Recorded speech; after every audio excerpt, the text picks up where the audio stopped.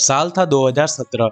India develop तो कर रहा था, पर इंडिया को अपने ट्रांसपोर्टेशन, खासकर अपने रेलवे टाइप के ट्रांसपोर्टेशन में अपग्रेडेशन करने के लिए और उसे और फास्ट बनाने के लिए किसी चीज की जरूरत थी। और फाइनली 2017 में इंडियन गवर्नमेंट ने डिसाइड किया कि इंडिया में आने वाले सालों में बुलेट ट्रेन को इंट्रोड्यूस किया जाएगा। प्रधानमंत्री नरेंद्र मोदी और जापान के पीएम शिंजो आबे ने आज अहमदाबाद में बुलेट ट्रेन का शिलान्यास किया और लक्ष्य है 2022 तक भारत को 350 किलोमीटर की रफ्तार मिल जाएगी।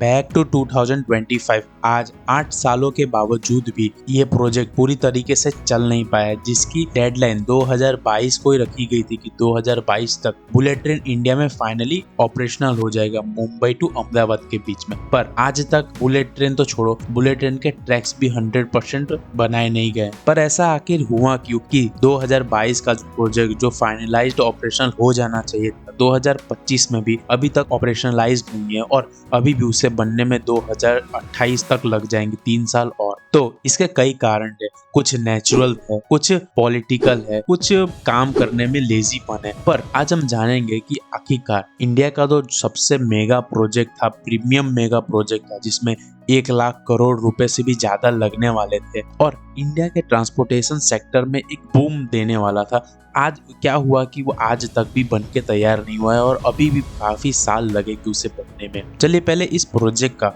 थोड़ा ओवरव्यू जानते हैं। इस प्रोजेक्ट को one of the most 2 biggest city के बीच में बनाया जा रहा था, पॉपुलेशन वाइज भी और इकोनॉमिकल प्रॉस्पेरिटी के वाइज भी। गुजरात की जो फाइनेंशियल सिटी है अहमदाबाद और मुंबई जो इंडिया की भी फाइनेंशियल सिटी है उसके बीच में ये पूरा जो कॉरिडोर है वो 508 किलोमीटर का बना, जिसे सिर्फ कवर करने में बुलेट ट्रेन को 2 घंटे का समय लगता, जो आज के समय अगर हम इंडियन रेलवे से भी जाए तो लगभग 6 से 7 घंटे तक मिनिमम लेती है। इस प्रोजेक्ट में जापान की one of the ultra modern bullet train Shinkansen E5 series की बुलेट ट्रेन यूज होने वाली थी, जिसकी operating speed 300 kilometre per hour with max speed of 320 kilometre per hour. इस प्रोजेक्ट में टोटल 12 स्टेशन को बनाने वाले थे, इंक्लूडिंग मुंबई, थाने, सूरत, वडोदरा और अहमदाबाद जैसे बड़े स्टेशन के साथ। ये प्रोजेक्ट का जब 2017 में अनाउंस हुआ था तो इस प्रोजेक्ट की टोटल लागत 1.1 लाख करोड़ थी, जिसमें से एज अ गुडविल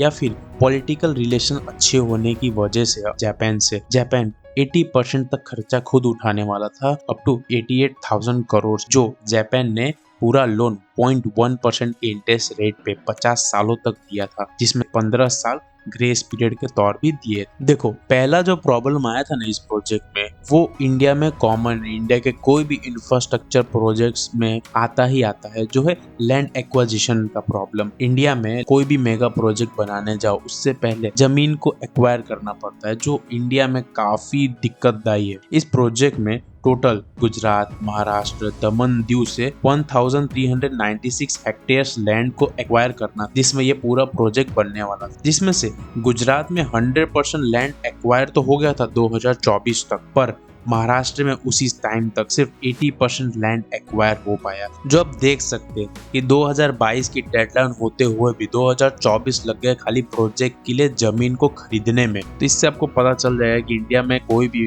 प्रोजेक्ट इतना डिले क्यों होता है। ये one of the most important factor है कोई भी काम करने के लिए। महाराष्ट्र में तो बल्कि 350 से ज्यादा कोर्ट केसेस फाइल कर दिए गए थे इसके खिलाफ। पालघर में जो फार्मर्स है, ट्राइबल्स कम्युनिटीज है, उन्होंने एकदम जिद मचा दी कि हम अपना जमीन नहीं बेचेंगे। गवर्नमेंट उनको अच्छे से समझा नहीं पाई या फिर उनको अपना एंसेस्ट्रल लैंड को नहीं देना था। इसकी वजह से काफी लेट लग गया जमीन एक्वायर करने में महाराष्ट्र में खासकर। पर इसके अपोजिट गुजरात थोड़ा फास्ट रहा, उन्होंने 2024 तक अपना 100% लैंड एक्वायरमेंट को फिनिश कर दिया। अब जो नेक्स्ट प्रॉब्लम है उसी की वजह से जो लैंड एक्विजिशन में और 2-3 साल वेस्ट हो गए, जो है कोविड-19।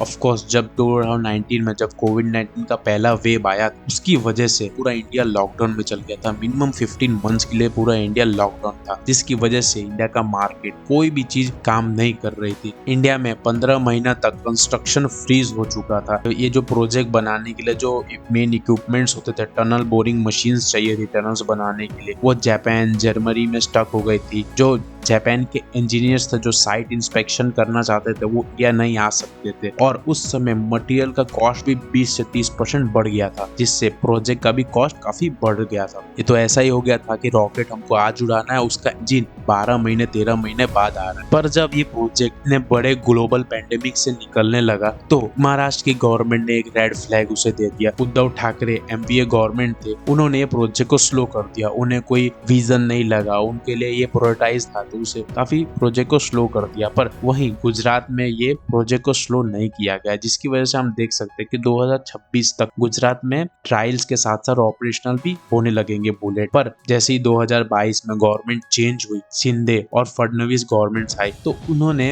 ये इस प्रोजेक्ट को फास्ट ट्रैक पे डाला और उसके बाद थोड़ा ये प्रोजेक्ट में महाराष्ट्र सेक्शन में गति आने लगी, लैंड एक्विजिशन तेज होने लगे और काफी इंफ्रास्ट्रक्चर डेवलपमेंट भी होने लगे। इसी सब की वजह से आज तक बुलेट ट्रेन की प्रोजेक्ट 10 साल जितना डिले हो चुका है और अभी भी 2028 तक ऑपरेशनल होगा। और इतने डिलेज की वजह से आज इस प्रोजेक्ट का कॉस्ट 1.1 लाख करोड़ से पहुंच के 1.6 लाख करोड़ तक पहुंच चुका है। ये डिले के कारण, लैंड डिलेज के कारण 30,000 करोड़ इसमें ऐड हुए, स्टील प्राइस जंप कर गए हैं, टनल बोरिंग का जो कॉस्ट था उसमें 10,000 करोड़ का बढ़ोतरी हुआ। तो अब देख सकते हो कि इंडिया में कोई भी इंफ्रास्ट्रक्चर प्रोजेक्ट इतना डिले क्यों होता है। 4 साल का प्रोजेक्ट को डिकेज लग जाते हैं बनने में, फाइनलाइज्ड होने में डिकेज लग जाते हैं और फिर बनने में तो कई साल लगते ही। अगर आज का सिचुएशन देखें 2025 में ये प्रोजेक्ट कहाँ खड़ा है, तो इसमें गुजरात की तारीफ करनी पड़ेगी कि गुजरात कम से कम ऑन ट्रैक नहीं पर